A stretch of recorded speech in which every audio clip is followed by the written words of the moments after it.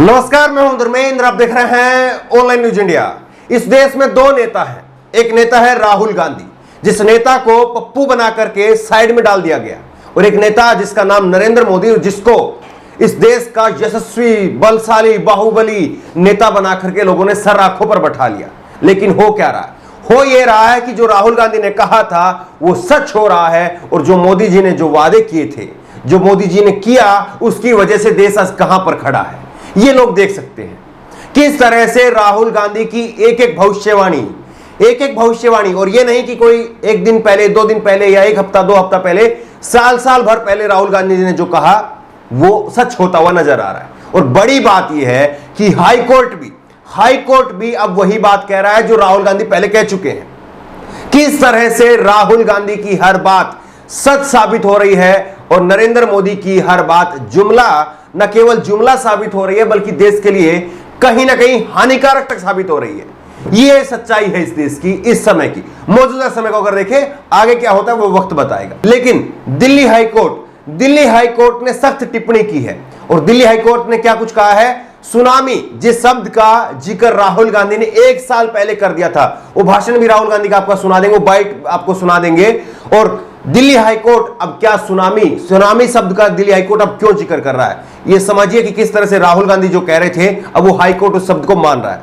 Delhi high court की कड़ी टिप्पणी, कहा यह कोविड की लहर नहीं सुनामी है, ऑक्सीजन की सप्लाई रोकने वालों को हम लटका देंगे। यह दिल्ली हाईकोर्ट की तरफ से कहा गया है कि जो ऑक्सीजन की सप्लाई को रोकेगा हम उसको लटका देंगे, और ये कोविड की लहर नहीं है, ये कोविड की सुनामी है।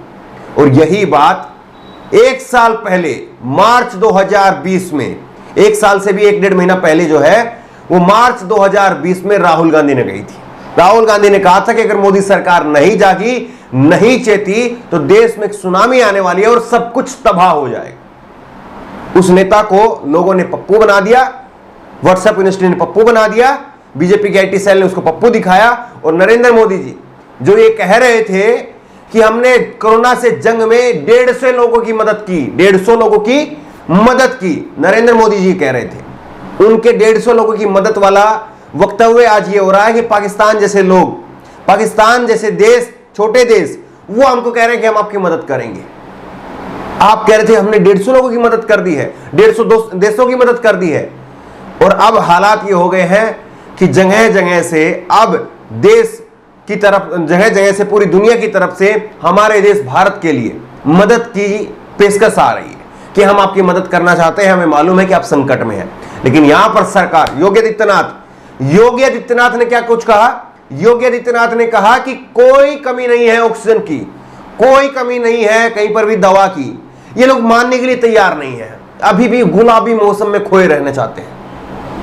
साहब नीचे उतरिए, जमीन देखिए, लोग तड़प करके मछली की तरीके से मर रहे हैं। मछली को बाहर निकाल दो पानी से तो तड़प करके मर जाती है, वैसे ही हॉस्पिटल के बाहर जाइए, वहां पर लोग तड़प करके मर रहे हैं। ये सच्चाई है, लेकिन इस सच्चाई को नकार दिया गया है, और किस तरह से राहुल गांधी ने जो कहा था वो सच साबित हो रहा है। अब राहुल गांधी का, आपको 1 साल पहले राहुल गांधी क्या कुछ कह रहे थे वो देख लीजिए। 12 मार्च की खबर है जनसत्ता की, और इसमें कोरोना वायरस संकट, पीएम पर राहुल गांधी का हमला। कोरोना वायरस के संकट को लेकर के पीएम नरेंद्र मोदी पर राहुल गांधी का हमला। यह सुनामी की शुरुआत है, मोदी ने सरकार ने तबाह कर दी है अर्थव्यवस्था। कोरोना वायरस के संकट को लेकर के मोदी सरकार ने अर्थव्यवस्था पूरी तरह से चौपट कर दी है, तबाह कर दिया, और सुनामी की शुरुआत हुई है। ये 1 साल पहले उस राहुल गांधी ने कहा था जिसको पप्पू कहा। देखिए, कुछ एक लोग हैं जो कमेंट बॉक्स में जाकर के ट्वीट करते हैं कि धर्मेंद्र जी आप राहुल को पप्पू मत कहिए और नरेंद्र मोदी जी को प्रधानमंत्री मत कहिए। आप बार बार मोदी जी के साथ में प्रधानमंत्री शब्द का इस्तेमाल करते हैं, जबकि राहुल गांधी के साथ में पप्पू शब्द का इस्तेमाल करते हैं। देखिए, लोगों को बताना जरूरी है, लोगों को समझाना जरूरी है कि आपने किसको प्रधानमंत्री चुना और किसको पप्पू चुना, और अब पप्पू क्या कर रहा है और प्रधानमंत्री क्या कर रहे हैं, ये बताना तो जरूरी है ना। तभी तो आप तुलना करेंगे, तभी तो लोगों को समझ में आएगा, तभी तो लोग जागेंगे कि हाँ कौन ठीक है कौन गलत है, पप्पू ठीक है या जो प्रधानमंत्री है वो ठीक है। ये तो लोगों को पता चलना चाहिए। देखिए, 1 साल पहले राहुल गांधी कह रहे थे सुनामी आने वाली है, और अब हाईकोर्ट बोल रहा है कि यह सुनामी है। हालांकि सुप्रीम कोर्ट को बोलना चाहिए था, सुप्रीम कोर्ट नहीं बोल रहा है, ये अपने आप में आश्चर्य की बात है। सुप्रीम कोर्ट ने 1 हफ्ते के लिए सुनवाई जो है वो आगे कर दी, लेकिन हाई कोर्ट ने ये कहा है, अब कहीं ये ना हो कि आईटी सेल वाले लोग कह दे कि सुप्रीम हाई कोर्ट जो है वो राहुल गांधी के दबाव में है। ऐसा भी हो सकता है, ऐसा भी कह दिया जाए। लेकिन सुनिए राहुल गांधी को आप, राहुल गांधी 1 साल पहले क्या कुछ कह रहे थे, किस तरह से राहुल गांधी ने कहा था कि सुनामी आने वाली है। ये व्यक्ति कि सरकार ने 1 साल का वक्त बीत गया, लेकिन 1 साल के इस वक्त में कितनी तैयारियां की है ये सबके सामने है। लेकिन हाई कोर्ट ने एक बड़ी टिप्पणी की है, इस टिप्पणी को भी समझना जरूरी है। हाई कोर्ट ने क्या कहा है कि कोरोना संकट 11 से 15 मई के बीच में पीक पर होगा संक्रमण, हर दिन 33 से 35 लाख केस बढ़ने की संभावना है। इस खतरे को आप समझिए। यह सुनामी में भी बड़ी वाली सुनामी होगी मई में, और मई बहुत दूर नहीं है, 15 दिन का केवल वक्त रह गया है। 15 दिन में देश के अंदर 33 से 35 लाख केस हो जाएंगे। और कोई है जो अभी भी बंगाल चुनाव की चिंता कर रहा है? कोई है? हाई कोर्ट दिल्ली के अंदर बैठ करके कह रहा है कि साहब सुनामी आ गई है, और कोई बंगाल में लगा हुआ है। बंगाल में दूसरे चरण की वोटिंग, तीसरे और एक 7वें चरण की वोटिंग और 8वें चरण की वोटिंग, आखिरी के 2 चरणों की वोटिंग रह गई है। बंगाल के लोग क्या इन तस्वीरों को देख रहे हैं? बंगाल के लोग क्या देख रहे हैं कि जो पप्पू था वो क्या कर रहा था, जो प्रधानमंत्री थे वो क्या कर रहे थे? क्या तुलना कर रहे हैं लोग? क्या लोग एक दूसरे को पलड़े में रख करके तोल रहे हैं, देख रहे हैं? देखिए, राहुल गांधी से भी सवाल हो सकते हैं, बिल्कुल निश्चित तौर पर हो सकते हैं। राहुल गांधी की युवा कांग्रेस है वो वाकई मदद कर रही है और बेहद शानदार काम कर रही है, इस बात को कहने में कोई गुरेज नहीं होना चाहिए।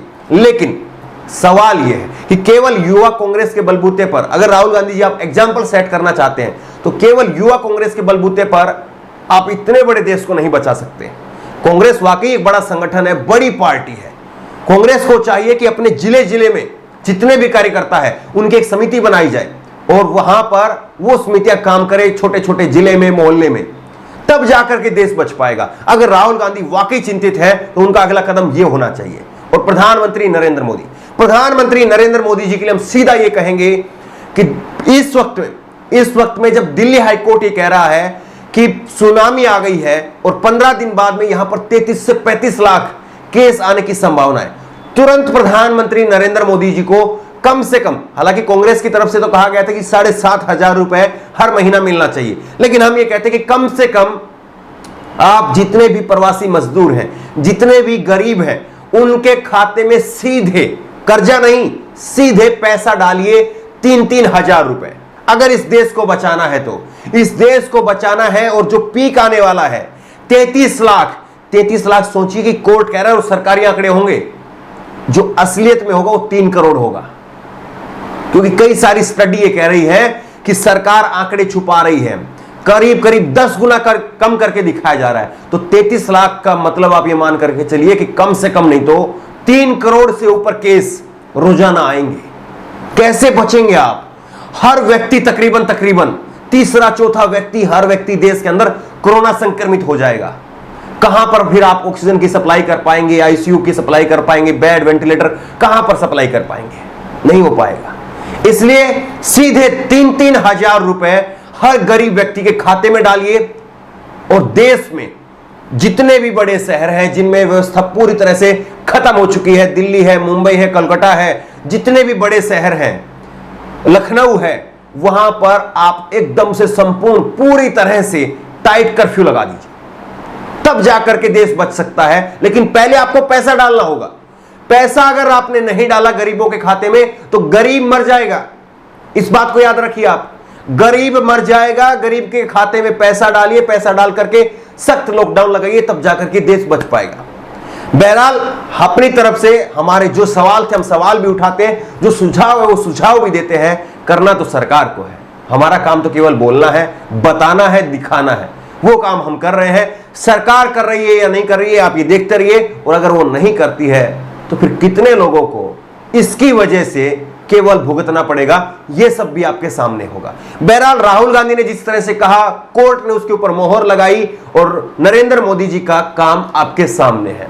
तीनों चीजें सिलसिलेवार तरीके से आपके सामने रखी है। अब आप खुद से तय करिए कि क्या राहुल गांधी ने जो कहा था वो ठीक था, कोर्ट ने जो कहा है वो ठीक है, या नरेंद्र मोदी जो कर रहे हैं वो ठीक है। आप अपनी राय खुद से तय कीजिए। इस खबर को लेकर के, इस वीडियो को लेकर के आपकी जो भी राय हो नीचे कमेंट बॉक्स में अपनी राय जरूर दें, और इसी तरह की तमाम खबरों के लिए ऑनलाइन न्यूज इंडिया को सब्सक्राइब करें, साथ में जो बेल आइकन है घंटे उसको जरूर दबाएं, ताकि जैसे कोई वीडियो हम अपलोड करें उसकी नोटिफिकेशन आपको तुरंत मिल सके। धन्यवाद। इस खबर को अभी लाइक करें, शेयर करें, अभी चैनल को सब्सक्राइब करें और घंटी जरूर दबाएं।